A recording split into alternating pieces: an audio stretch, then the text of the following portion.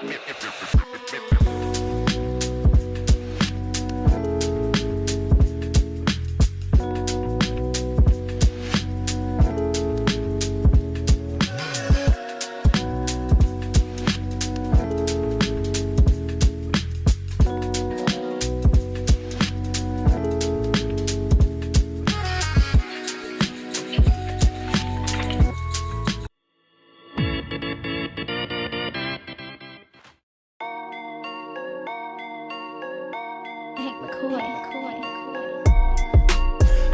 don't know what the hell that was, but welcome to the PHNX Suns baseball show, apparently, here in beautiful Las Vegas, here at the fantastic Circa Resort and Casino.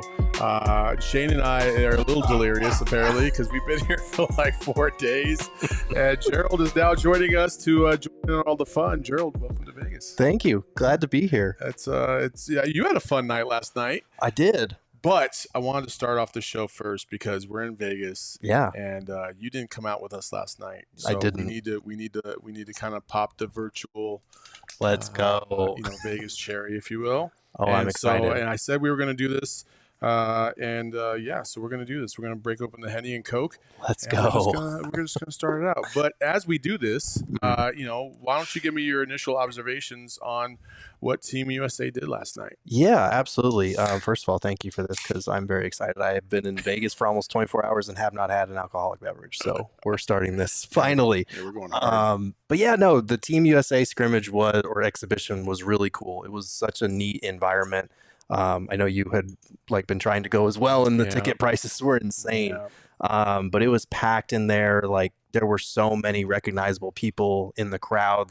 Obviously Obama was the big one, but Carmelo Anthony, Dwayne Wade, Jerry Colangelo, Coach K, Coach Calipari, all of the basketball royalty and past Team USA greats, like Sean Marion was there. There were so many big names and recognizable people. It was a really cool environment to witness, especially because our guy Devin Booker was in that starting lineup for Team USA on a loaded roster with Steph Curry and LeBron James, and just being courtside and watching Steph Curry and Devin Booker go through the same shooting drills together in warm-ups was it was a really cool experience to just see that we know that he's on that level, we know that he's on that stage in terms of being one of the guys for this team, but just to see it it's a casual thing, it wasn't a casual thing. It was really cool. Yeah, I thought the cool part is just Devin Booker just looked like he was so much more comfortable out there than he was in his first stint in the Olympic team. Mm-hmm. He just looked like he should always be there. You know what I mean? Mm-hmm. He was just a seamless kind of flow with the team. It felt like they were listen, they know what he's all about. They know what he brings to the table, and his performance last night, I thought he had a very good performance. He was very solid all the way across the board. Did some things on the defensive end, on the offensive end. Obviously the big three in the corner, I felt like was kind of that run ender that I thought kind of propelled the U.S. team after that first quarter, and they never looked back after that. Yeah, and I wrote about this over at PHNX.com if anyone's interested, because I know going into the game, as soon as the starters were announced, there was this backlash, why is Devin Booker starting over Anthony Edwards? Why is he starting over Jason Tatum?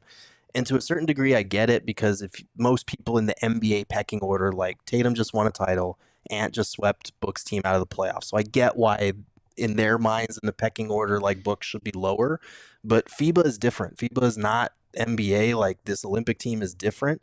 And you need somebody who's going to come in and do the dirty work, who's going to play defense, who's going to be okay with playing off the ball and being more of a role guy and being a star in that role. And I think we saw that too, because I know the starters got off to a slow start. But then when the bench checks in, you get to unleash Anthony Edwards and Jason Tatum and let them create as many shots as they want. I feel like if you put that in the starting lineup, especially when KD comes back, it might be too much of the same thing. Yeah, I think the great transition that the U.S. team has made over the last 2 decades, if you will, is just the fact that they're not relying just on star power. Mm-hmm. They've actually built a system and built that kind of these checkpoints as you go along to make sure that team chemistry is where it is. Guys that are going to be on the team are invested and want to be on the team. Mm-hmm. Because for a little while there, it was just kind of not an afterthought. It wasn't the all-star level kind of I don't really want to do it.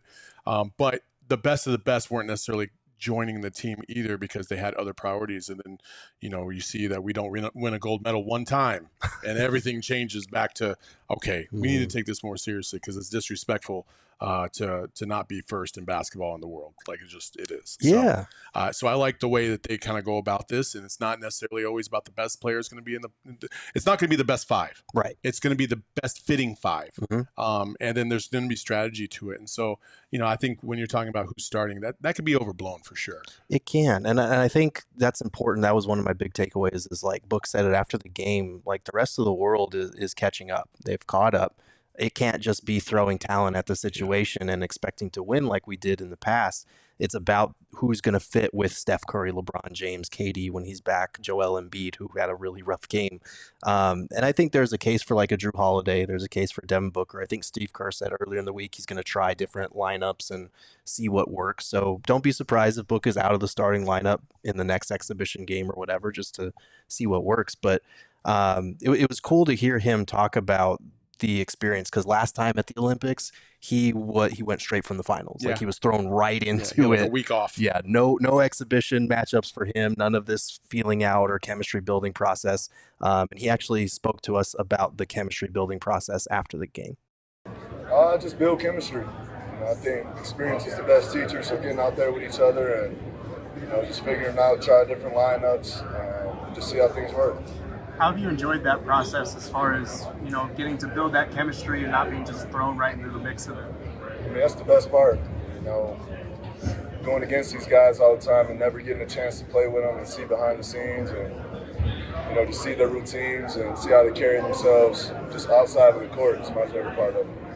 Hey, again, like he's kind of an experienced statesman now. He understands what it is all about and what the end goal is. But before we move on to the next thing, we don't have the drink, so let's go Vegas. Cheers, let's go to Vegas. Ooh, that is good. Oh, love that. Love that for me. Nice and for strong. Also, just to let you all know, we are live right now. I don't know if anybody's commented and asked if we are live. We can't see the comments right now. I got to pull up the stream, so that's what I'm going to do. But we are live, so rest assured, if you're going to make some comments, we will talk about them. We will see them. What was the other thing I was going to point out was what I do love about the way they put this team together is you do have quite a few guys that are not really out there for me.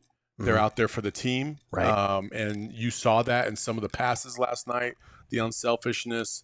That's what you want to see, because I do feel like this is, if the U.S. team plays the right way, I do think that they are the best in the world. But as you said, everybody's kind of catching up. So that room for error is shrinking.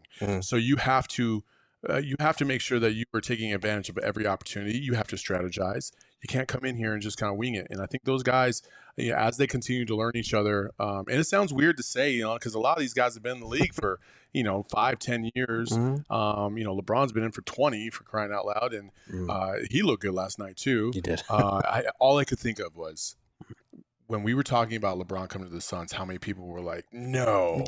Like, how can you watch this guy last night and say you wouldn't want him on the Suns? Craziness. Wild. Yeah. But I just think the unselfishness of this team is what's really going to maximize their potential. Yeah, and I think that speaks to why Book would be such a good fit with the starting five, is because he's willing to embrace that lesser role. And not that this is this is not slander towards Ant or Jason Tatum, but we saw last time in the Olympics, Tatum kind of struggled to go from being the guy to being a guy on a team full of the guy. And we've heard all the stuff Ant's been saying about they need to fit around me for Team USA. I love his alpha dog mentality. I'm not trying to skew this as a negative, but on this team, he can be that guy coming off the bench, because the second unit needs that guy. In the first unit, you need someone like Book only had 2 assists, but he should have had 4, because he had a lob to Anthony Davis for an alley-oop that Davis just botched it. And he had another where he was cutting through the lane. It got to him and he kicked it right back out to Curry in the corner for 3, and Curry blew a wide open 3, which we know he's not going to do very often. So I feel like Book is the perfect kind of glue guy for this team. And this is a team that has unbelievable talent. Top to bottom, you could make a case for a lot of guys getting that 5th or 4th starting spot. But all of that talent has also drawn comparisons to the Dream Team, which I know I know how you feel about it, but Devin Booker also addressed those comparisons.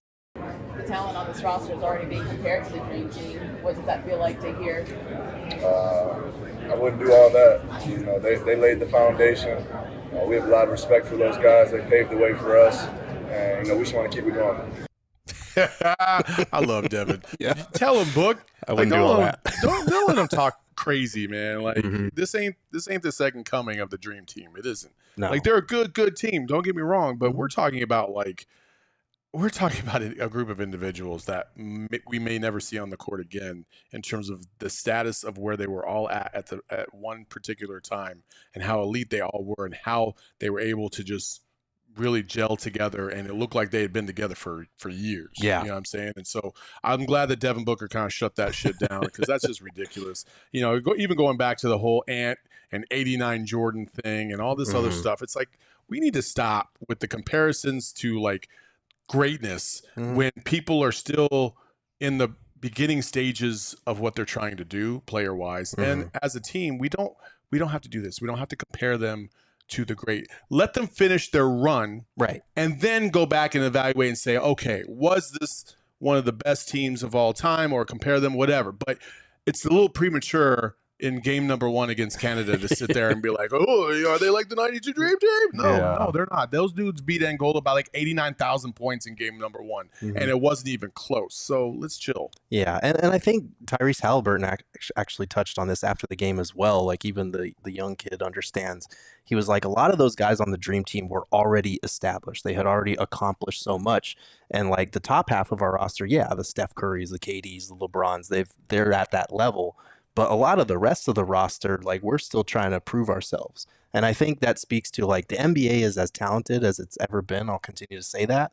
But a lot of these stars are on the rise, like Tyrese, like Ant, like there are a lot of, like even Book to a certain degree, there are guys that still need to get to that level by winning titles or winning more gold medals or whatever it is. So we're always looking to project and like figure out what this stacks up to compared to that. And it's like, let it finish first before we go there. I think the depth of the league star-wise is deeper than it's ever been. Yeah. Like I would say that. But I don't know if the peak of like the best players are quite in terms of volume are quite where it used to be. And it's still working though, right? Like we were talking about Devin Booker yesterday, and somebody had asked me, what do you think about the Suns this year? And I said, well, I think a lot of people learned a lot of things last year with this team, and how you can't really roll the ball out and just expect these guys to just be the best in the world, chemistry wise, right? And I do think that Devin Booker, being as great as he is, there's still another level that he can possibly get to. And I think when you're talking about elite, if Devin Booker was able to find another level and get to that like top 5 undoubted status, then the Suns immediately go to a championship contender undoubtedly. But I think the transition here is that there was so much for him to learn last year and try to navigate. And I think he learned a lot of things. And so leadership is probably going to be a little bit more paramount for him this year than anything else. That all being said, his elevation and his status and trying to reach that Kobe, that Mike status is going to be paramount in the success of the team moving forward. And as you're watching this team and the stars across the league kind of evolve, that's what you got to look for, is like, can they reach the peak and be like absolutely dominant? Like they're unguardable. And we've seen Devin Booker have flashes of those over the years. As the league continues to evolve, I want to see who's going to really stand up and stand out more than others. And I think Ant definitely has the DNA to do that. Yeah, no, he definitely does. And Ant's game, I think, again, is more tailored to that, like, get in there off the bench and just go to work on opposing backcourts, because nobody's second unit is going to be able to stop you. Most first units are going to have a problem with that. I think Book, what we're going to watch from him in the Olympics is just like fundamentally good role player stuff. Yes. And I don't think there's anything wrong with that. I think that could help boost his star, because it's one thing to be the guy like 1A or 1B here in Phoenix. It's another thing to be on a team full of those guys and still contribute to winning basketball. Book, we've all heard him talk, and we all know, and there's some things that people have tried to drag Devin Booker about that we kind of know, like the real story behind why he said certain things. Right. My guy is always playing chess, never playing checkers. him becoming the ultimate role player on this team is just another recruiting pitch for all the other players. Like, hey, listen, man, hey, I can defer. Just come play with us in the Valley, and we'll be good to go. Like, he knows what he's doing out there. One player that I'm pretty certain he doesn't want to play with. Yeah.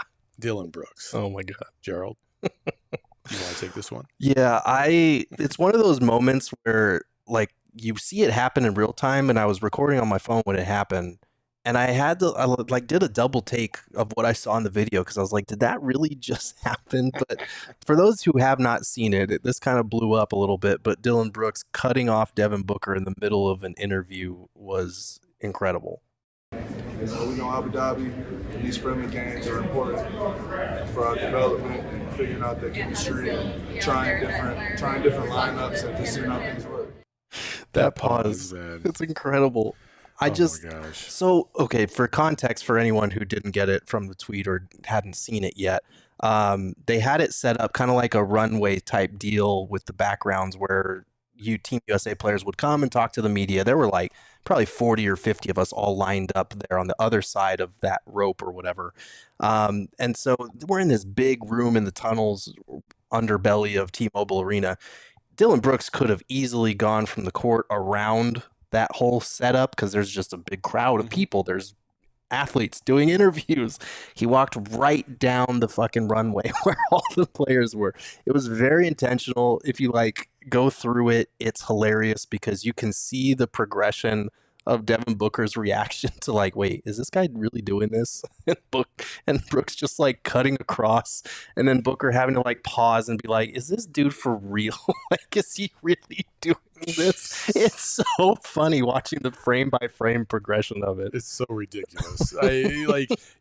that meme of taking Ben Affleck where he's just outside smoking. He's just like, that's exactly what Devin Booker's face reminded me of immediately when I saw it. I was just like, oh man, my guy is so fed up with Dillon Brooks. It's not even funny.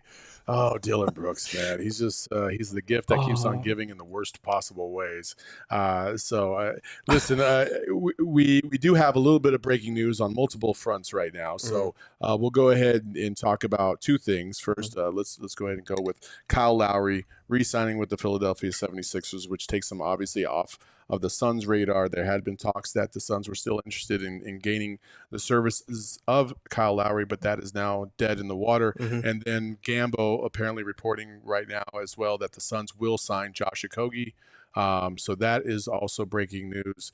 Thank you to everybody in the chat also for sharing all that information. We appreciate you all. Listen, let's talk about.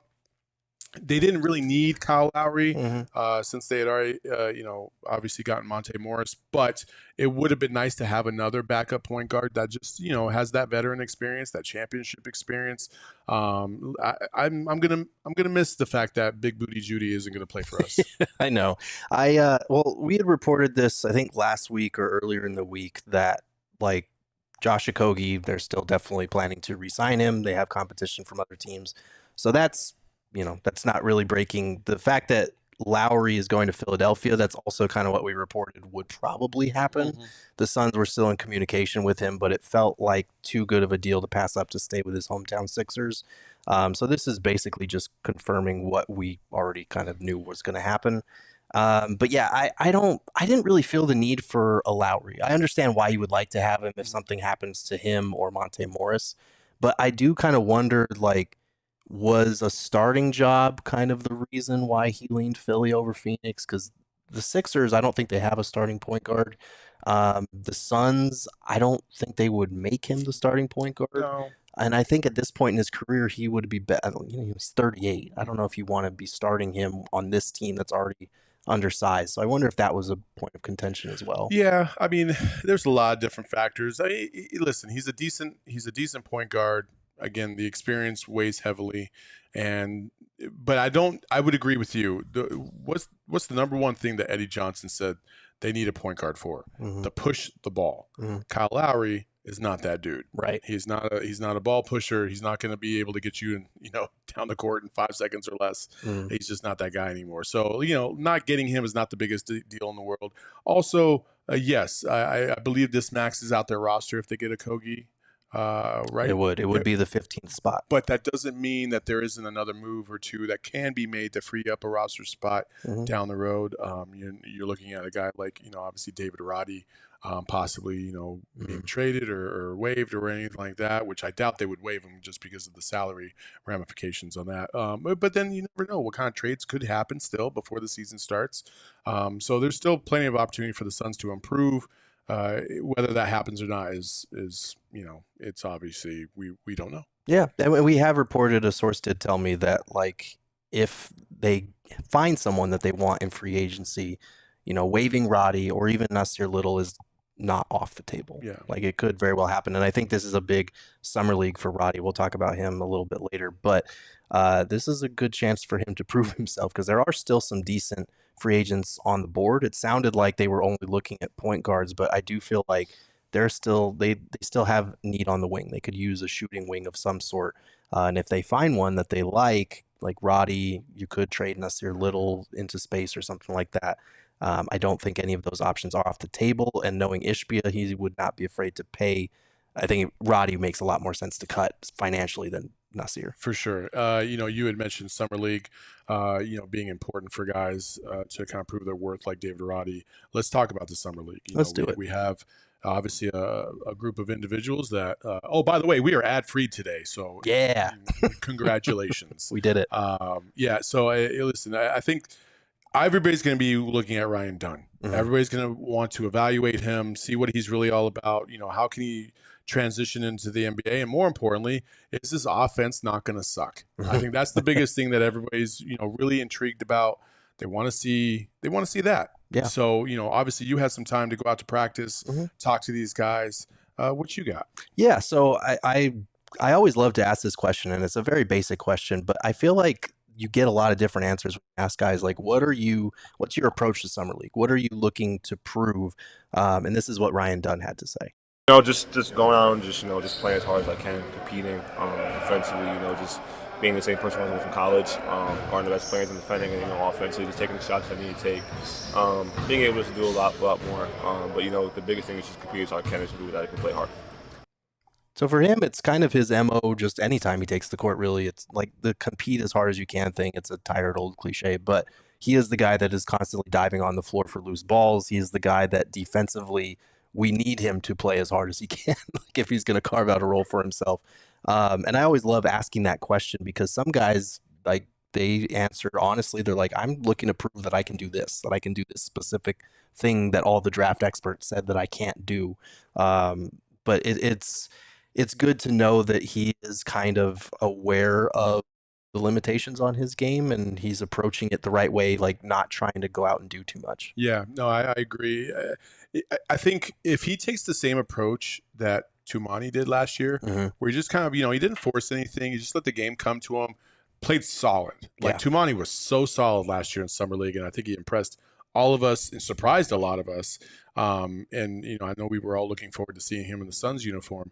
If Ryan Dunn kind of takes that same approach, listen, I have no doubt that this guy's going to play with a lot of energy, a lot of physicality, because that's what they do at Virginia. Defensive, his defensive, prowess is going to be on full display.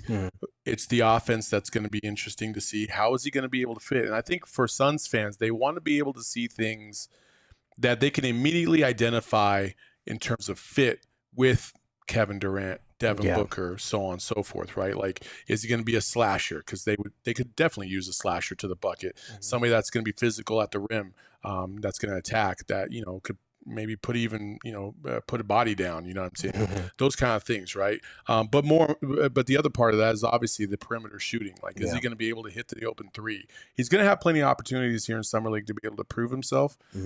So I know everybody's excited to see that. Yeah, no, and I think you pointed to a couple of different things that I'm looking for. Like, defensively, I want to see the playmaking. I want to see that, because you never want to see a guy go out in Summer League and do a bunch of things that, like, next to Kevin Durant, Devin Booker, and Bradley Beal, they're just never going to be doing. Like, I want to see him doing things that I'm like, okay, yeah, I can see that with the big three. I can see that with the Suns in his specific role for this team. And defensively is the one thing that stands out, obviously, off the top. Coach Vince Legarza, who is Mike Budenholzer's assistant, actually spoke a little bit about what he's the Summer League head coach. Yeah, correct? He's the Summer League head coach. He spoke a little bit about what he's seen from Dunn's defense so far. Super unique defender. Obviously things that we saw on film in college. His ability to defend around the rim as kind of a wing. I mean, there is parts of practice where he's picked up the point guards and navigated screens. There's been times where he's been, like a big coming over to block shots. But his ability just to kind of keep on going. But his rim defense is something that has really impressed me so far. If you didn't know, Pat McAfee is now the head coach of the Summer League Suns. Man, that guy looks just like Pat McAfee. That's crazy. He's really tall too. Is he really? Yeah, I had my stand set up to like record that whole thing, and I had to raise it like immediately because I was like, "Oh shit, you're not in the frame." Oh no. He was just sitting down and he wasn't in the frame. He's super tall.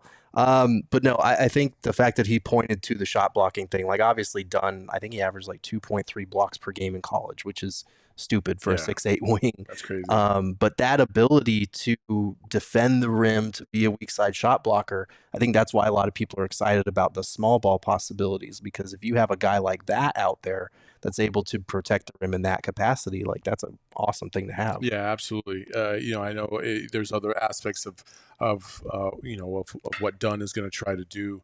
I know there's additional things defensively that you talked to Dunn about. What was one of those things? Yeah, so he was. I love this question as well. Someone asked him which defenders he kind of modeled his game after, and he didn't really model his game after everyone, but here's what he had to say about what film he kind of watches guys up. I watch a lot of guys like Herb Jones, OG Anunoby, guys that fit my resemblance. A little bit of like Jaden McDaniels, guys that are long and athletic. And then offensively, what sort of steps would you like to take, especially against the Summer League? Obviously, getting reps with like shooting threes and putting on the ball on the floor, being able to run out in transition and show what I can do there, and just getting reps, just making plays off the dribble and, making the right plays and just learning from mistakes over time in the Summer League.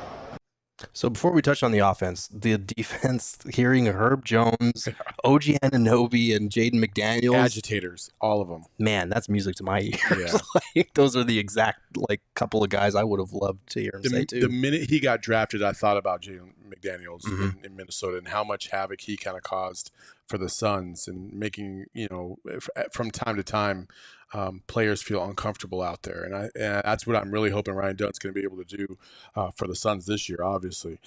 We do have a super chat. Okay. Oh, boy. Okay, be calm, see clearly. I like you.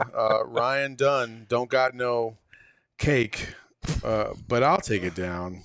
Come on. What are we doing here, huh? He's a rookie, bro. Come on, man. Just, he just got here. Let my man live a little bit on the Summer League courts before you throw some wild shit on our chat. So that's crazy. But we do appreciate the super chat. We appreciate all contributions of any kind. Too. Sometimes it's a little crazy, but listen. I love the fact that he's trying to mirror his game after those kind of guys and watching and evaluate. It's important to see how the technique of others and the things that you can pick up skill-wise that, that's what the elites always talk about in the NBA and really any sport is it's not about can you do, A through X. It's can you find the smaller details that will give you that little bit of an advantage because that's what it's all about in the NBA. So can you find the Y? Can you find the Z to separate yourself from everybody else? And if he can pick up little cues like that from other players and how to attack, the offensive players as best you can in the NBA, it's going to advance them faster than we think. Yeah, absolutely. And it's kind of cool. I'll be writing a little bit more in depth about Ryan Dunn's game through the Summer League process. But I was able to speak with Virginia's coach, Tony Bennett. And it was funny. He was talking about how, I feel like with Dunn, obviously everyone looks at the offensive reps in terms of now that he's a pro, he's going to be doing that a lot more. His shot's going to come down. But defensively, we used to joke with him, you're guarding everybody's guy on the court except for your own. He was that talented in terms of being able to guard other guys. So those tips and tricks, like you're talking about learning from other guys' film, that's only going to make him even better as an on-ball defender where that's you are our lockdown guy. That is your job. So I'm looking forward to seeing that. But that's not what everybody wants to see, Gerald. That's not. What does everybody want to see? They want to see that 3 ball. Let's go. Let's go. See the 3 ball. Here's what actually Jalen Bridges had to say about what he's seen. He was asked, who has stood out in practice at Summer League so far? And he said nobody, but he did offer this little tidbit up. Anyone kind of stick out to you in practice so far, teammate-wise? Not necessarily, but a lot of people had questions about Ryan shooting, and I feel like he answered those questions really well. Knocking them down? You knocking them down, yeah. Knocking them down. Hey, listen, man. There's guys that are, there's good practice players, and then there's good game players. Yes. I don't give a shit about practice. I want to see what it looks like on the court. Practice. So as long as he can do it on the court, I'm all here for it. And so hopefully the Virginia stuff was just a mirage based on, kind of the requirements of that program, how they run it, and, the methodical nature by which they like to play 1929 basketball. So hopefully him shifting to the NBA is going to speed up his processes and make him a little bit more efficient from the perimeter, because obviously those stats were not great coming out.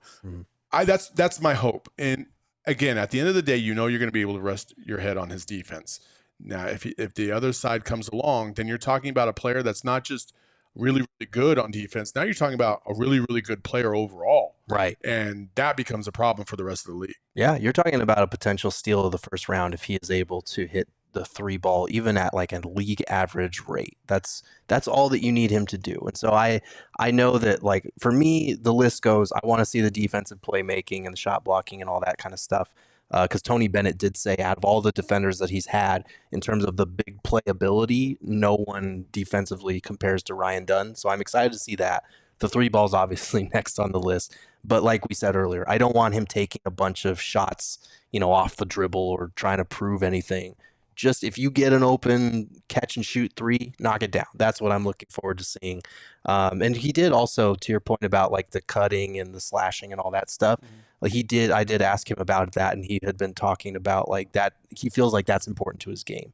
And it is, because when I talked with Stephen Pridgeon on our last Take That for Data, when we think about spacing, we typically just resort to shooting. Yeah. But there's lots of different types of spacing. And as a 6'8" guy with the size and athleticism that he has, when he cuts, a defense has to react. And so that's a different way that he can provide spacing. And he did have experience with screening and rolling at Virginia as well. So I'm looking forward to seeing that. I love that you brought that up, because when you're talking about spacing, most people think about spacing on the perimeter.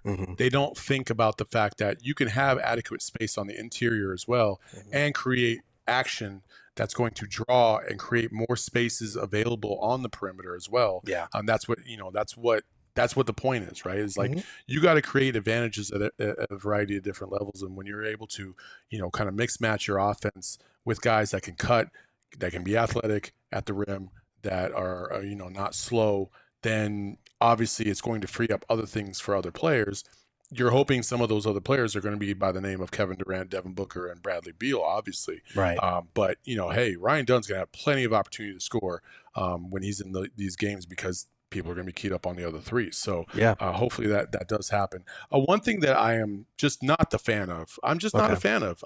Maybe it's because I've had this inherent like, I like, listen, man, I love the Twins. They were cool. They were cool when they played for my team, but they don't play for my team anymore. Right. And y'all got to let that shit go, because it's over. It's over.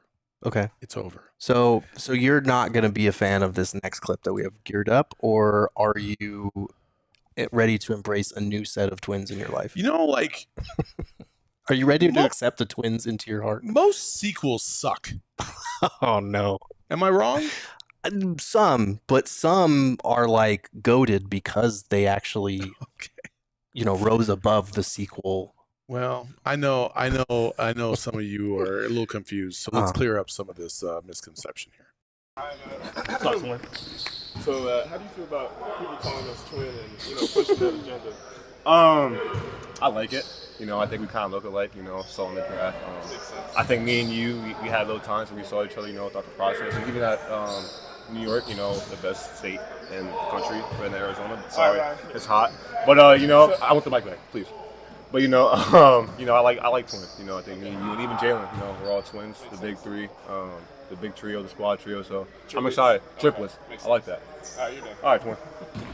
Okay, so now we got twins here. We're so back. Oh my gosh, we're so back. Oh my gosh, would it surprise you if anybody told you that those two were related to Campaign? No, they have similar traits. They all got the big head. The big nose. Variations of Campaign. Yeah. Listen, if I have to deal with it, I have to deal with it. But I just why don't you like good vibes? It's not that. It's not that. It's not about the vibes. Is it just because you're sick of the Mikal and Cam talk or love past their time? It was more of like we really had people trying to sit there and say that trading Mikal Bridges screwed the vibes up and screwed the franchise up. And I'm like, that's not it. Okay. That's not at all it. I mean, I get it. I do think, and this was something that DA, when he was still here, even spoke to, it was a very different vibe in the gym after like Mikal and Cam were gone and Kevin Durant coming in. It was a more serious vibe. And there's nothing wrong with that if you are winning. But I do think there was an element of levity that with Mikal and Cam gone and then Campaign leaving after that and then DA leaving after that. I do think like last year we talked a lot about how the season was just unenjoyable. And some of it was because of the just frustrating nature of some of the games, the fourth quarters, the sloppy turnovers, that stuff. Like that's undeniable. That has nothing to do with vibes. Mm-hmm. But I do think like a lot of the newcomers, we never really got to know them or embrace them on the same level as the Twins. And I do think there is an element of excitement over just having two rookies come in that are like new and fresh and fun and energetic. Like we're going to talk about like Ryan Dunn blocks or dunks and how that's going to just resonate with the crowd in a way that kind of only Bol was able to really bring to the table. I do think that's an underrated element of like when you're a seasoned vet like a KD or a Beal or a Book and you watch this rookie first year in the league, swats a shot or comes down and dunks the ball or gets an alley-oop lob. Like there's a different electricity to it. So as much as this stuff is ultimately meaningless in our eyes, like it is nice to just kind of have some good vibes where like those silly kids like no, I do agree with that. Like listen, it was too serious and it was too stressful and it wasn't serious in like the best way. Like, man, this team is really intense. It was serious in the I don't know what we should be doing here, but it isn't good kind of vibe. You know what I mean? Like it just felt like it was not clueless is not the right word because that gives the connotation that this team is just stupid. It wasn't that. It felt like there was just no plan and they were trying to figure it out and they didn't have somebody that was a leader enough, really mainly on the coaching staff, to be able to try and fix it and correct it enough for them to kind of get on the same page. And with this group, yes, I hope some levity comes to the table because they could use it. But levity is only good if you're also winning. Yes. If you're laughing and joking and you're getting housed by 30, fuck you. Right. And that's what everybody kind of pointed out last year when we lost and Bradley Beal's going across the aisle to go hug, the other team. A lot of people did not like that because they're like, dude, you just lost by 20 or 30 plus points. Why are you hugging the opponent? Right. And I see. And that's feel a like little different situation. But I do see your point. Like, I think that when the Suns were winning, when they went to the finals, like the Cam and Mikal and Campaign and all that stuff was all in good fun. And I think that's why people revere it and why some people are hesitant to jump on board with a new set of twins or whatever. So I totally get that. Like, you have to win to be able to have fun the way that those guys did. But I do think there's something to just having that youthful exuberance back. Like, we haven't had a rookie to look forward to since Jalen Smith, and we know how that turned out. So, Toumani Camara was taken away from us before we got to enjoy him. We got 2 summer league games. So I do think there's a genuine excitement to we have young kids that we can develop over time that are going to grow and they're going to fail, and we're going to get to see all that unfold. And so if they're having fun while they're doing it, that's just easy to get on board with, I guess. But going back to Ighodaro a little bit, I did ask him that same question about what he wants to show at Summer League, and I really liked his response. I just want to win. I want to go out there and compete. I feel like that's why they pick me. It's because those winning qualities that I care about. And it's not really something I'm trying to show. I just want to go out there and win, honestly. I know me and Ryan have the same goal. Go out there, defend, be good teammates, and contribute to winning. I mean, yeah. That's a good answer. You got to win. You're out there to win. I think he's probably the one that I'm looking forward to the most. Watch play, because listen, he provided some spacing when he was at Marquette. He was good on the pick and roll. He's got a little funky kind of release, kind of mid-range game that I'm really curious to see how it's going to translate at this level.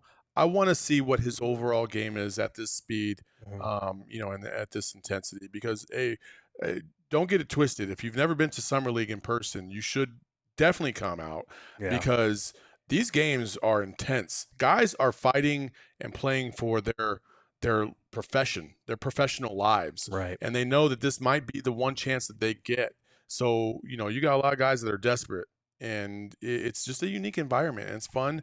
And yeah, you want to see the star players show out and develop and get some experience underneath them before they get to training camp. But it's also an opportunity for the lesser known players to make their own name. And when you have a guy like this, who's drafted later, and he has the ability to really contribute on this team if he does it the right way and goes about his development the right way.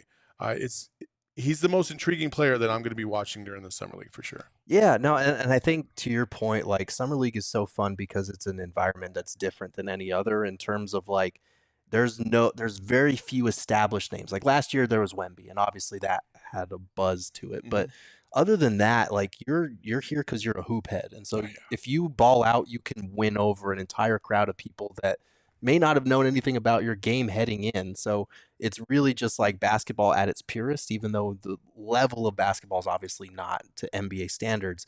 But it is really fun in that way. And to your point, like Oso is a guy that I feel like we're so focused on Ryan Dunn, but I feel like Oso might come in and impress as well, just because like if they use him as a playmaking hub on a team where you don't really have time to implement sets, he might be able to show you some things like, oh shit, okay, there's that playmaking, or there's that rim running lob threat that we were looking for.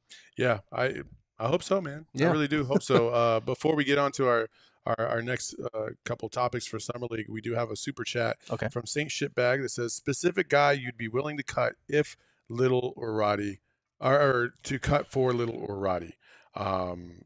I know some people have said Spencer Dinwiddie, which I don't know if they would still be able to afford. I know he's still out there on the market. I just don't know if he's really going to get the minimum. I think he's worth a little bit more than the minimum. I'm just so confused by the market right now because free agency has been so slow. Like it's been so gradual.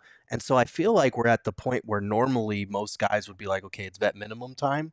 But I genuinely don't know because I feel like some teams still have cap space and we're still waiting for a few dominoes to fall. Maybe he's one of them. Maybe.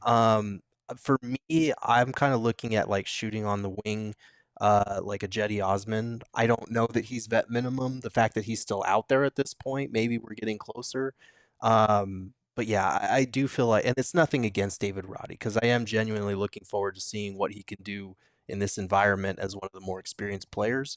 But I feel like in terms of the context of what the Suns need, unless Mike Budenholzer is like really in on Nasir Little, which I don't know that he would be, I feel like you need another rotation caliber wing. Jetty's not fantastic, but he's a capable shooter. He's a decent enough defender. I feel like that would be the guy that I would look at. I think you're looking at teams that might be fighting to get to the floor. Yeah. And and then once you get close to there, and you see what the options are, you're looking at a team like the Hornets, for instance. They're going to be fighting to get to that salary cap floor because they do have to have a minimum of salary. Yeah. Otherwise, they get punished for that too. So there's two ends of the spectrum. When you're talking about the first and second apron, you're also talking about the basement, and you got to make sure you stay out of that. And I think as we get closer to the season and teams realize, oh shit, we need like maybe another $15 million. Yep. That's when you're going to start to see the Nurkic rumor trades come back again, or maybe even Nasir Little or David Roddy. And then at that point, maybe you're looking at a trade instead of free agent signing for vet minimum. I like Spencer Dinwiddie. I think, listen, I think he's a versatile guard. He can run the point easily. Mm-hmm. But he's also a good, solid, number two, or a wing shot maker. He certainly proved it against us, and he didn't have to play point guard for the Mavs very much, because Luka could kind of handle that as well. And I think you can find yourself in a similar situation if you do it right here in Phoenix. But at the end of the day, I think this team is kind of set to where they're at. I think they're happy with where they're at. Mm-hmm. If there's a move to be made, they'll make it. But I don't think that they sit there and they look in like they need to make something else happen. I think they kind of had their idea of how they wanted to go about the offseason, and I think they've accomplished it for the most part. Yeah. It wasn't sexy. There was nothing sexy about it, but you just knew it wasn't going to be. Right. And I know a lot of people are talking about, you got to trade or cut Beal. It just was never going to happen. So you could just stop. You're just wasting your time, throwing those useless, sentences out there, because it's just not going to happen. It's not fiscally possible, and it's not really logistically possible either. Nobody really wants to take on that salary. He didn't have the greatest year last year. We all know that, but that doesn't mean that he can't bounce back, and I certainly think that he will. So and I think anyone expecting like sexy big time moves this summer, we got spoiled by the Kevin Durant and Bradley Beal trades back to back, because that was never going to be. It was always about keeping the core intact, improving on the margins. I feel like they did that. They upgraded. They got a backup point guard, which they didn't have last year because Jordan Goodwin never panned out. And they upgraded the backup spot, going from Drew Eubanks to Mason Plumlee. Nacho in the chat, I love you, my guy. But cutting Beal doesn't do anything because his salary would still be on the books. So then you're basically losing a talented scorer and your third option for $50 million that you're going to be paying anyway, so that doesn't help you. Another super chat from Leo Barrientos. No, it doesn't help you at all. Don't forget Buie. He's going to be a surprise. I missed you, Saul. I missed you too, Leo. I appreciate that. It's been a while since I've been on the show. Buie. Listen, Northwestern, good guard. I'm a big fan of Buie already, and it's just such a fun name to say. It's great. Listen, I already have the headline for anytime he does something like this. Is he hit a game winner. Okay. You just got boo-booed. You got boo-booed. Yeah, you got boo-booed on. So I love it. He's the other one that I'm going to be watching that I hope just shows out and finds a way to be on this roster. Yeah. Because I really want this kid. He's a good player. He is. He's a really good player. No, he is. I've watched some of the film on him, and he's fun, man. I think he's gonna be like, we're gonna be looking at Ryan Dunn, Oso, a couple other guys, but I think Buie's gonna come in and just be like, yo, I got game, man. Don't sleep on me either. And I think they gave him an Exhibition 10 contract, which for people that aren't familiar, that's basically like kind of a training camp. You could get an opportunity to earn a two-way type deal. And they do have two-way contracts with Colin Gillespie and Jalen Bridges as well. For those wondering, Colin Gillespie is not playing. It's not an injury thing or anything like that. I think it's just because of, I'm assuming when he signed that deal, the summer league kind of roster was already pretty close to set, and so it might have been too late at that point. I don't think he really needs it either. I mean, listen, you kind of know what Colin Gillespie is going to bring to the table. He's a good guard. He's a solid ball handler. Obviously, when he was at Villanova, he led him to a national championship. But more than that, like, he can get after it defensively. He's a solid ball handler. He's not going to turn the ball over. That's kind of at its most fundamental basic point. That's what you're going to get. Don't expect anything like Steve Nash or anything like that coming out, because if it was, then he wouldn't be here. So I'm not too concerned that he's not on this roster. But there's other guys on this roster that still have a lot of things that they got to prove, and they got a lot of development work to do. Jalen Bridges being one of them. And you asked him, why he chose the Suns over other situations, and this is what he had to say. Just the opportunity to, be in a great city, be in a great organization, the opportunity to make an impact and hopefully contribute on the NBA floor in year one. So that's an opportunity that's kind of hard to pass up. So that's interesting to me, because he did acknowledge like the possibility of being able to contribute in one, usually on a two-way contract, as opposed to being drafted in the second round. I feel like that would be lower on the totem pole. But I do wonder if the Suns were kind of like, hey, man, just stick it out and you will have an opportunity to earn a roster spot, because we like what you bring to the table. And he is one of the more NBA-ready prospects in terms of, the size that he has and the 3-and-D skill set. And the Summer League coach, Vince Legarza, actually talked a little bit about his skill set. Jalen's done a really good job, his size and his ability to move and then make shots, but I've really enjoyed his cutting, the way he moves off the ball. I think he's going to be, have a really good summer for us, and because I think he's got versatility. I think he can run and shoot. He's a good slasher, and then again, his size and his ability to compete defensively have been really good. You gotta love those comments. That's obviously optimism on what Jalen Bridges can bring to the table. If he can carry that into summer league and then potentially onto this roster, that would be great. And I know that's what the Suns are looking for. And one of the things I do like that the Suns did is they did get lengthier. Yes. In this offseason, especially via the draft, by getting those two wings and then obviously Oso. So like the plan was correct. Now, whether or not we're going to see it come to fruition in this little, run of games here in the next week and a half, we'll see. Yeah, absolutely. And I do think the best thing about Bridges, like obviously he brings the size, he brings the three-point shooting, he'll be able to defend multiple positions.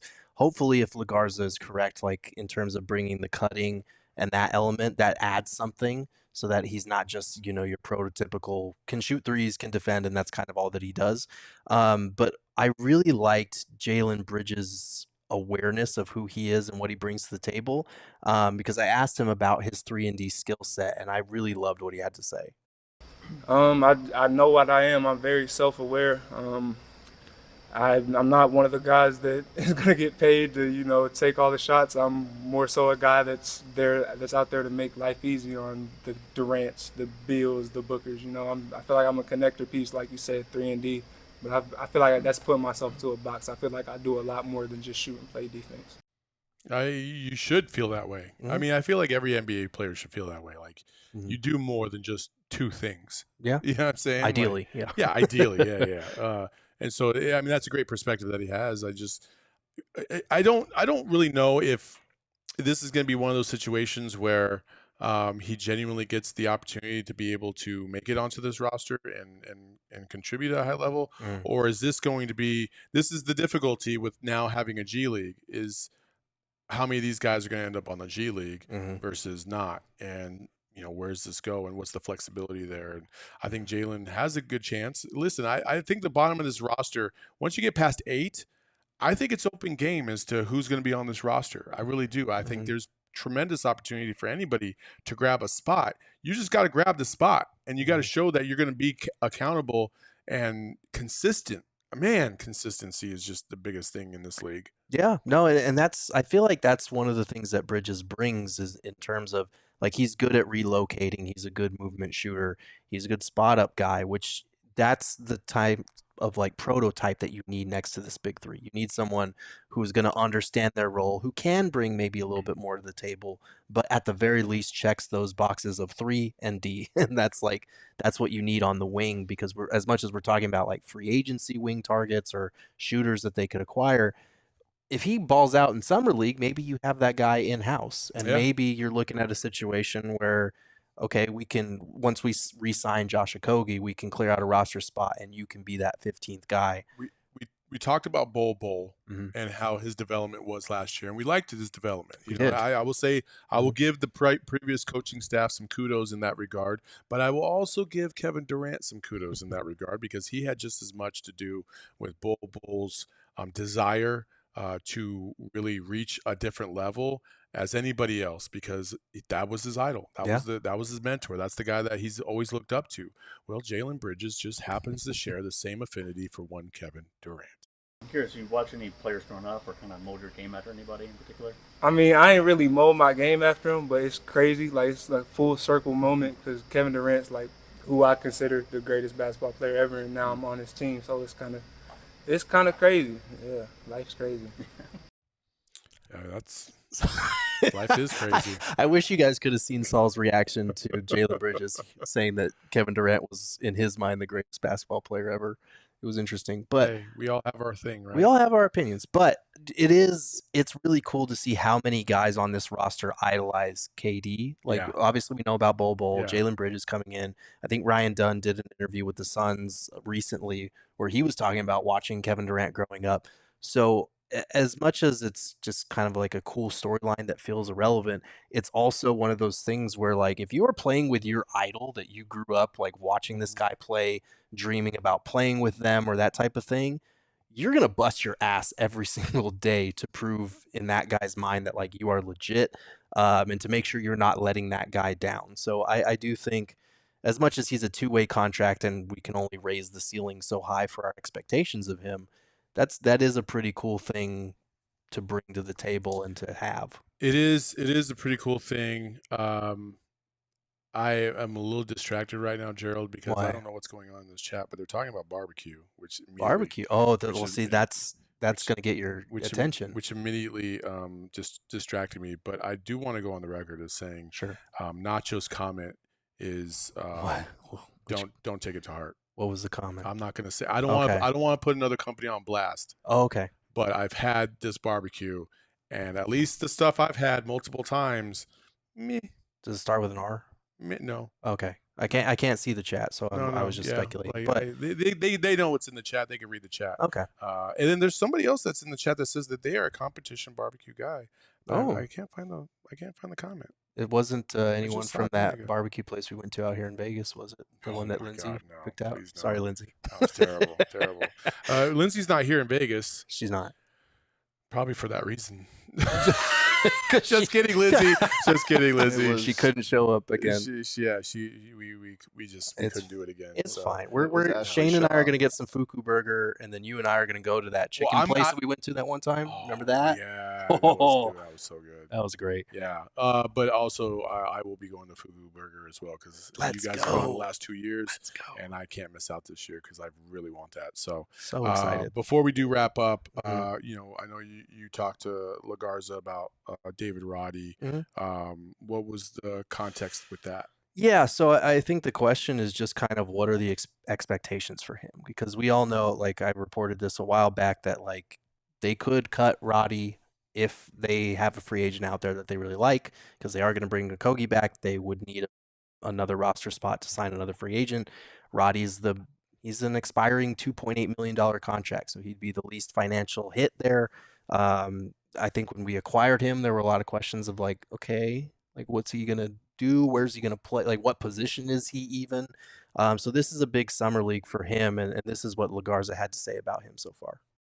David's been great. I mean, his time he's put in here since I got here, I don't know how many weeks ago, he's continued to work and get better. He's been a real leader for the summer league team, which is kind of a unique opportunity for him. And he's kind of the vet and he's the leader, and him just continuing to get better on defense, on offense. I think in summer league he's going to get to handle. He's going to be spaced. He's going to shoot. He's going to do a lot for us defensively. So he's had a great summer, and we're looking forward to seeing him keep on going here in Vegas. So hearing him that he's going to handle, he's going to space, he's going to do things offensively, defensively, that's interesting to me, because like obviously he has the most experience on this roster from an NBA perspective, but I'm kind of eager to actually see him play, because all that we've seen of him is mostly his time with the Grizzlies or elsewhere. It wasn't in a Suns jersey. So for a lot of us, this is kind of going to be our first time watching him play meaningful minutes. Yeah.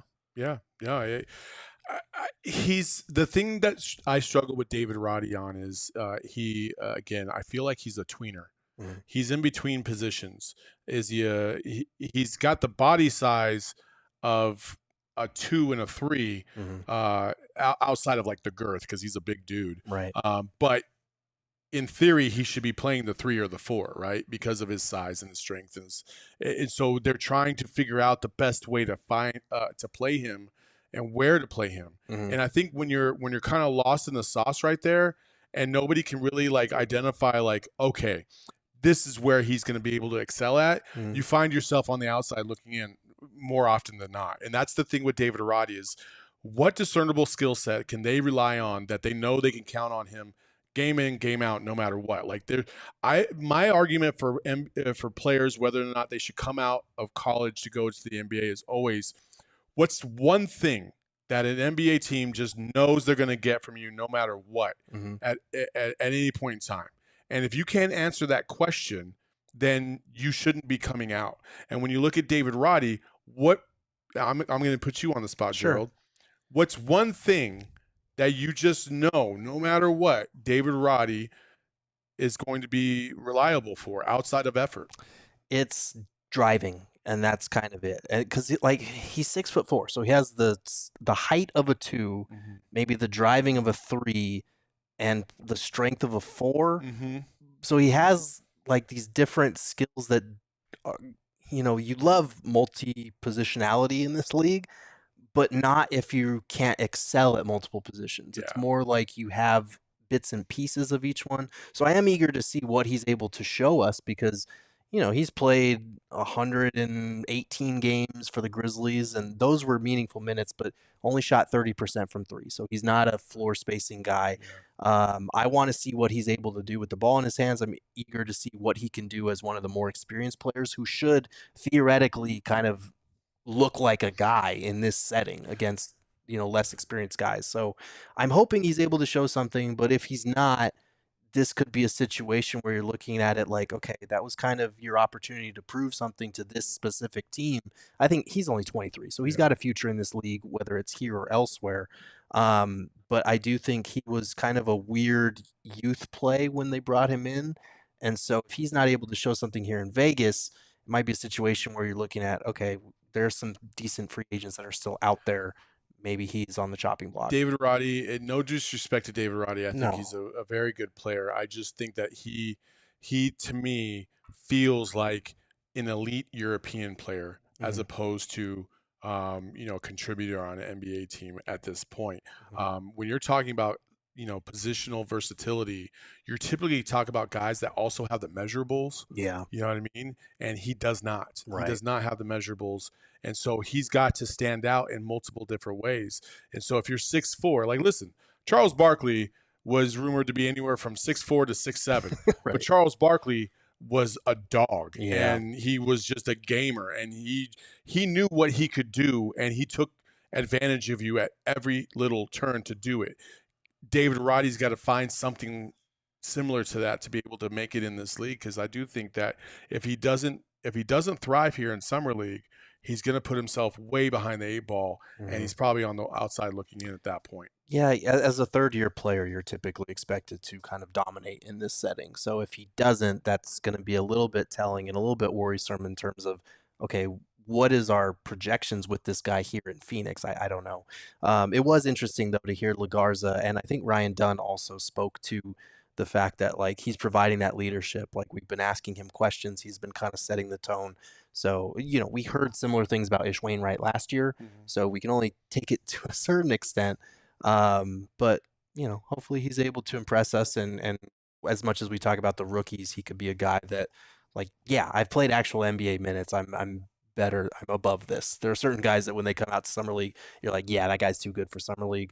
Roddy needs to kind of prove himself as that. 1,000,000%. Before we end the show, since you guys all brought it up and we all went on a little tangent now, apparently for a barbecue, well, let's do a couple things. Ashley Shaw is our guy from Australia, and he has been on the record, by the way, and said that if we ever did find our way out to Australia, which we thought we were this close to, with Jock.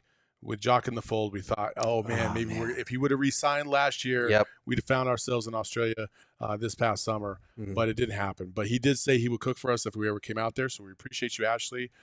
He also said that he has cooked with Sterling Smith, who is my guy from Luton Birdie Barbecue. Sterling has been close to doing a couple events with us, but they haven't worked out quite yet. But he has recommended Little Miss Barbecue. Little Miss Barbecue is elite. It is fantastic. Okay. It is, to me, it is the best barbecue you're going to find here in the city.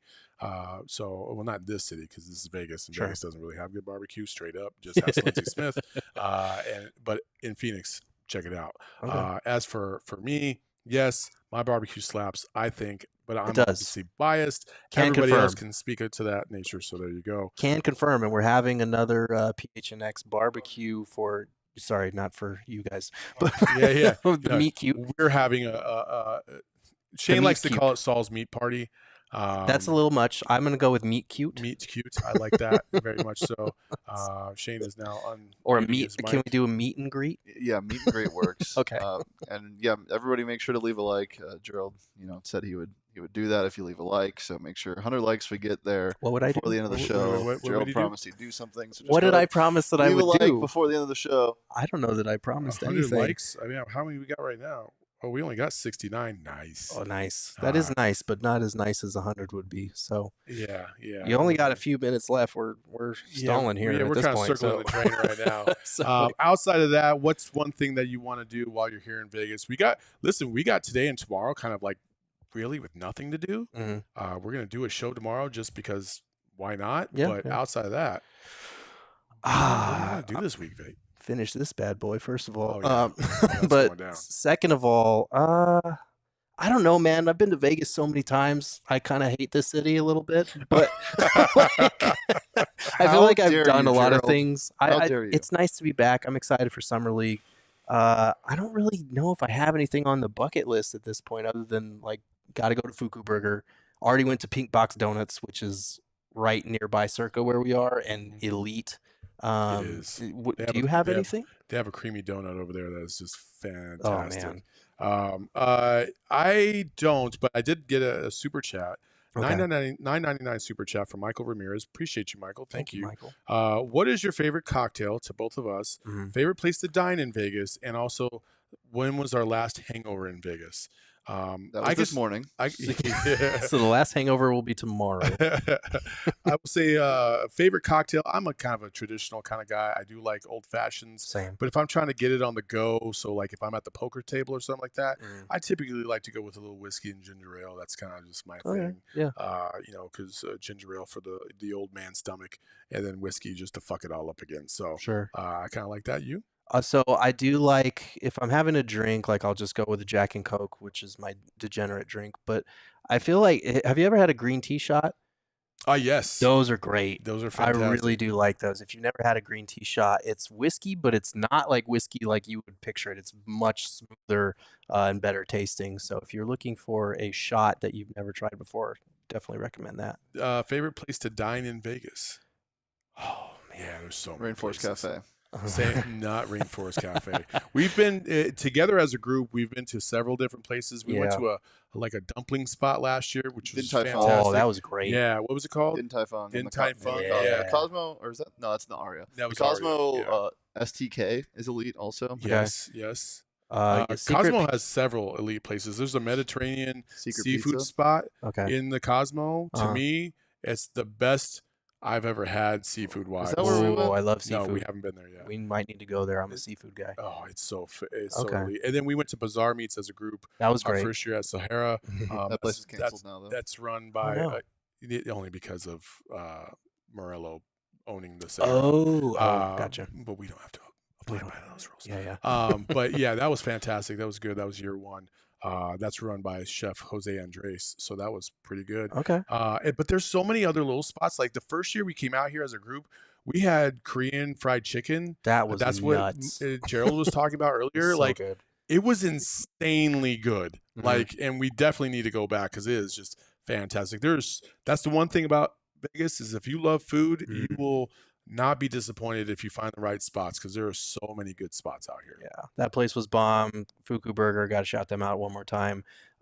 If I'm drunk, Secret Pizza is a lifesaver usually when you're in the Cosmo area, especially if you get one of those buzz buttons and your mouth is numb. So, I've never had one of those. You've never had a Oh. Verbena? Yeah, you have. The buzz button? from the Yeah. Cosmo. Oh the no, Cosmo? make yeah, sure- it's but it's not called the buzz button. It's called the Verbena, but it's also Verbena, but the flower is called the buzz button. Yeah. You Oh, the flour's the You got to chew okay. the flour. Well, actually, you take a Yeah. sip of your drink first, then you chew the flour, and the oils kind of give this like if you've ever eaten like a Szechuan peppercorn, it makes your tongue kind of tingle and a little bit numb. Mhm. Then you take the drink again, and it tastes completely different. That's in Yeah. the Chandelier Bar at the Cosmo. You It's can't pretty miss great. that. So there's all your hookups for the week if you There want you to go. come out here and hang out with us. And if you do happen to come out to Vegas, please hit any one of us up on social. Yes. We would love to connect with you out here. We're all the way out here at Circa, which is fantastic. It's right by Fremont Street. Fremont Street, if you've never been, you should come out because it is definitely an experience like unlike any other. But Circa, we're right here. Stadium Swims are right outside. We're actually in my room right now. We have a nice little couch. We have a great setup, a nice big king bed for me. They all have their own rooms. It's just fantastic, man. Circa, to me, for the money, for the location, for what you get, Circa is unbelievable. unbeatable. It is fantastic. They've always taken care of us. So we appreciate them for all the love. We appreciate you for all the love, for showing up today and checking us out and listening to some U.S. Olympic basketball talk and obviously some Summer League. We're excited to see this whole thing get going. Flex and Espo will be here tomorrow. Flex might not make it on the show tomorrow because he's still driving up, but Espo will be here. So it'll be us three tomorrow on the couch talking some ball. And then we'll have the whole crew out here from Saturday to Tuesday, minus Lindsey Smith. Lindsey is not with us on this trip, unfortunately, but she's still holding it down back home and helping us out, and she'll probably produce some type of content as well. So we look forward to having her contribute while we're out here as well. Shane behind the Mac, we appreciate the love. We appreciate you guys. Until next time, just make sure you follow us on social at PHNX_Suns. You can follow him at Gerald Bourget. You can follow me at Saul_Bookman. And you can follow the Deef at Shane Deef on Twitter and on Instagram. Until next time, folks, we love y'all. Peace. We all silly like the mayor.